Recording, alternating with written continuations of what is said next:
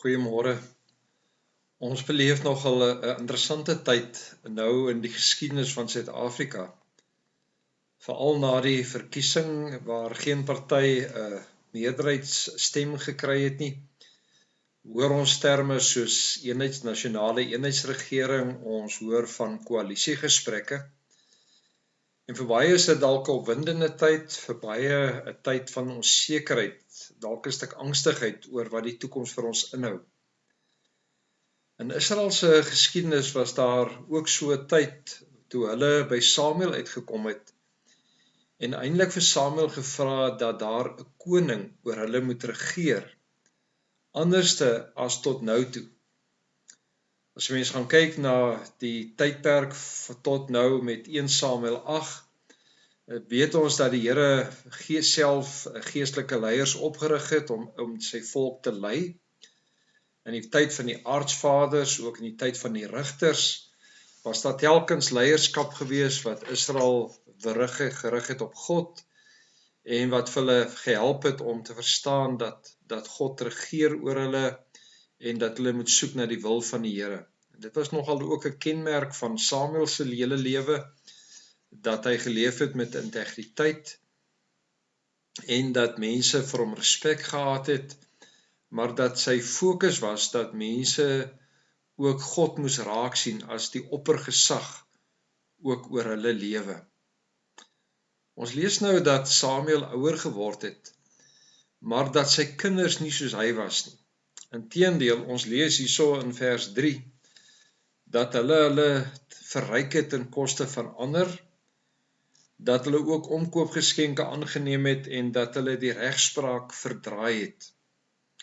En nou stel Samuel vir hulle aan in Berseba, in die mees suidelikste punt van die land, eintlik met die hoop dat hulle groot sal word, dat hulle minder skade sal doen in die onderste deel van die land.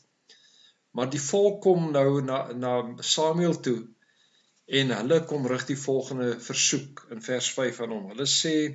Hulle het vir hom gesê, kyk, u het oud geword, u kinders is nie soos u nie, stel nou liewer 'n koning oor ons aan, om oor ons te regeer, soos dit by al die nasies is. So ons beleef nou hier 'n oorgangstydperk in Israel se lewe, 'n tydperk waar hulle geregeer was deur God, en nou is dit dat hulle 'n aardse koning oor hulle soek.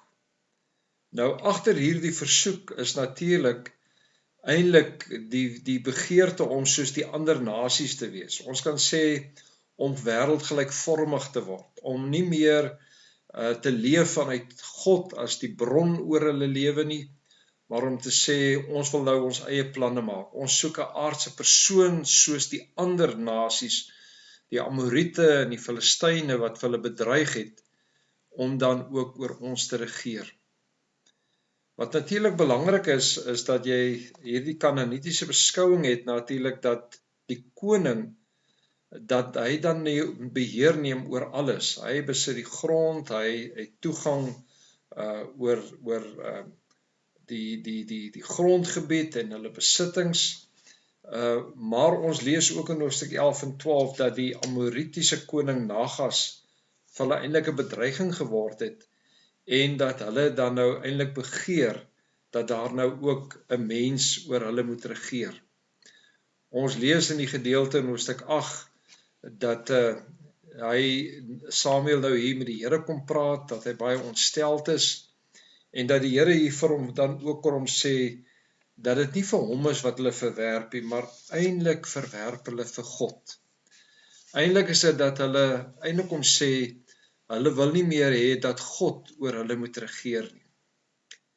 Nou as 'n mens gaan kyk na die geskiedenis in 1 Samuel, dan sien ons hoe dat die Here vir Samuel geroep het as priester, Eli wat dan sterf, en hoe die Here dan vir Samuel gebruik, maar hoe dat die Here telkens vir Israel uitkoms gee, wanneer die Filistyne vir hulle bedreig, dan gee hy vir hulle die oorwinning. By Mispa word daar 'n donderweer opgesteek en dit bring verwarring, en vir 20 jaar van verdrukking word gebreek en God gee hierdie oorwinning vir hulle. En direk nadat die Here vir hierdie oorwinning kom gee het, kom hierdie versoek om te sê, maar ons soek 'n aardse koning oor ons. Die Here gee aan hierdie versoek toe, maar hy sê vir Samuel, gaan vertel die gevolge van hierdie besluit vir die volk Israel. Naamlik dat hulle kinders dan nou in besit gaan kom van die koning. Dat hy hulle gaan aanstel om salf hulle te meng, om by hom diens te doen, by hom te kook, hoe daar swaar belastings op hulle gaan kom, hoe die seuns moet aanmeld vir diensplig om oorlog te kan voer, en hulle moet mooi ding wat hulle vra, want daar gaan nie weer 'n omdraai kan wees nie, want hulle verwerp eintlik nou die Here. Ons kan vanoggend eintlik deur hierdie gedeelte vir ons kom afvra, wie het gesag oor jou lewe? Wie is dit wat regeer ook oor jou lewe? Is dit dat jy vanoggend ook kan sê, Here, ek staan onder u beheer, ek wil leef en ek wil doen dit wat God vir my kom vra, of is dit dat ons ook eintlik die Here verwerp, die Here wegstoot, en dat ons ook wêrelds raak, deur te sê, maar ek wil my eie ding doen. Ek wil self besluit, ek wil self regeer, ek wil self die besluite neem oor my lewe, sonder om God in ag te neem in die besluite wat ek maak. Want hierdie gedeelte word vir ons eintlik herinner deur te sê, wanneer ek wêreldgelykvormig word, beteken eintlik dat ek my rug op God draai. Dat ek nie meer 'n keuse maak vir God se gesag oor my lewe nie, maar om self te regeer. En mag die Here vir ons help om te draai, mag die Here vir ons help om regtig te bly soek en te vra na God se wil ook vir ons lewe. Kom ons bid saam. Here, help vir ons om altyd onder u te staan en toe te laat, Here, dat u beheer neem ook oor ons lewe. Amen.